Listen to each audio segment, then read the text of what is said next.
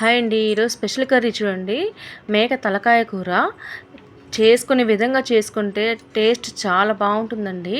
చూడండి, అసలు మనం చేసే ఇంగ్రీడియంట్స్ ఏమేమి వేయాలో అన్నీ నేను దీంట్లో క్లియర్గా చెప్పిన్నాను. మీరు ఒకసారి ట్రై చేయండి. ఫస్ట్గా మేక తలకాయని తీసుకొని బాగా కడిగి పెట్టుకోవాలండి. నేను కుక్కర్లో చేస్తున్నాను, మీరు దేంట్లో ఏం చేసుకోవచ్చు. 3-4 టీ స్పూన్స్ ఆయిల్ తీసుకున్నాను. నెక్స్ట్ చెక్క లవంగాలు వేసుకున్నాను. చూడండి, నెక్స్ట్ ఒక పెద్ద ఆనియన్ కట్ చేసి వేసుకోవాలండి. అది రెడ్డిష్లో వచ్చేంత వరకు మనం ఆయిల్లోని వేగించాలి. చూడండి, అలా రెడ్డిష్లో వచ్చేయాలి. తర్వాత నేను కోకోనట్ పేస్ట్ వేసుకున్నాను, 3 స్పూన్స్ తీసుకున్నాను. అల్లం వెల్లుల్లి పేస్ట్ కూడా వేసుకున్నాను, మీకు కనిపించలేదు, అది కూడా కొద్దిగా వేసుకున్నాను.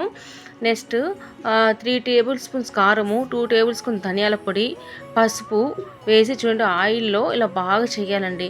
నేను కొద్దిగా నెయ్యి కూడా వేసుకున్నాను దీంట్లో టేస్ట్ కోసము. నెక్స్ట్ ఒక 2 టమాటోస్ కట్ చేసి వేసుకున్నాను. టమాటోస్ మ్యాక్సిమం ఎవరు వేయరు, నేను వేసానండి. ఇందాక కడిగేసుకున్న ఈ తలకాయని ఇలా వేసుకొని మసాలాలో బాగా కలపాలి.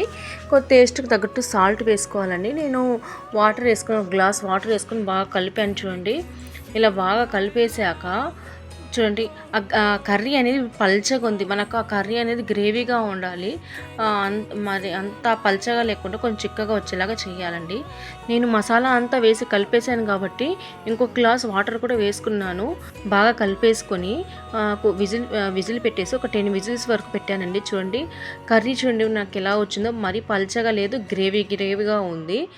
టేస్ట్ కూడా చాలా బాగుంటుంది. ఈ కర్రీని మీరు రోటీలో కానివ్వండి, పుల్కాస్లో కానివ్వండి, రైస్లో మ్యాక్సిమం తింటారు, బట్ రోటీలో నెక్స్ట్ పుల్కాలు ఎక్కువగా తింటారండి. అలాగే మినప్పొడలు కూడా ఎక్కువ వేసుకుని తింటారండి ఈ కర్రీ.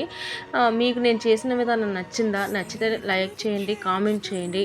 నా ఛానల్ని సబ్స్క్రైబ్ మాత్రం చేసుకోవడం మర్చిపోవద్దండి.